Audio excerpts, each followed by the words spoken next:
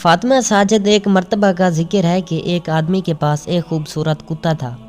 उस कुत्ते से बहुत प्यार करता था। वो उसे अपने पास बिठा कर खाना खिलाता, कुत्ता भी हर वक्त उसके पीछे पीछे धूम हिलाता फिरता और जहाँ वो जाता साथ हो लेता। आदमी के पास एक गधा भी था जो दिन भर बोझ उठाता और रात को अकेला जगह पर पड़ा रहता। एक दिन गधे ने खिड़की में मुंह डालकर मालिक के कमरे में झांका तो देखकर हैरान रह गया कि कुत्ता मज़े से खाना खा रहा था और मालिक पास बैठा उसे चमका रहा था।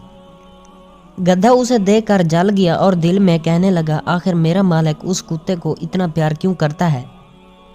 मैं दिन भर सख्त मेहनत करता हूँ और कुत्ता सिर्फ दुम हिलाता इधर उधर उछलता कूदता है। उसने सोचा कि अगर मैं भी कुत्ते की तरह उछलने कूदने और दुम हिलाने लगूं तो मालिक मुझे भी उस तरह प्यार करेगा। ये ख्याल करके गधा ढींचू ढींचू करता और दुम हिलाता झट मालिक के कमरे में घुस गया। उसने आसमान की तरफ मुंह उठाया, दांत निकाले और ऐसी तेजी से दुम हिलाई के शीशे और कांच के बर्तन मेज पर से और अलमारी से गिरकर टुकड़े टुकड़े हो गए।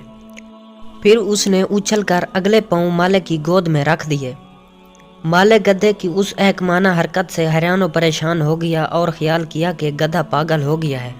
जोर जोर से चिल्लाने लगा। शोर गोल की आवाज़ से करीब के हमसाए भागे आए और गधे की हरकत और चीखों पुकार सुनकर उनको भी यकीन हो गया कि गधा पागल हो गया है। उन्होंने गधे को मार मार कर घर से निकाल दिया। बेचारा गधा इस सब के लिए तैयार नहीं था और दिल में कहने लगा, जो कुत्ता करता है वो ही मैंने भी किया, मगर वो उसे प्यार करता है और मुझे मारे, ये कहाँ का इंसाफ है। दोस्तों, हमारी इस तरह की नई वीडियोस देखने के लिए हमारे YouTube चैनल को अगर आपने अभी तक सब्सक्राइब नहीं किया तो इसको ज़रूर सब्सक्राइब कर लें ताकि आपको इस तरह की मज़ीद उर्दू कहानी वाली वीडियोस फौरी मिलती रहें।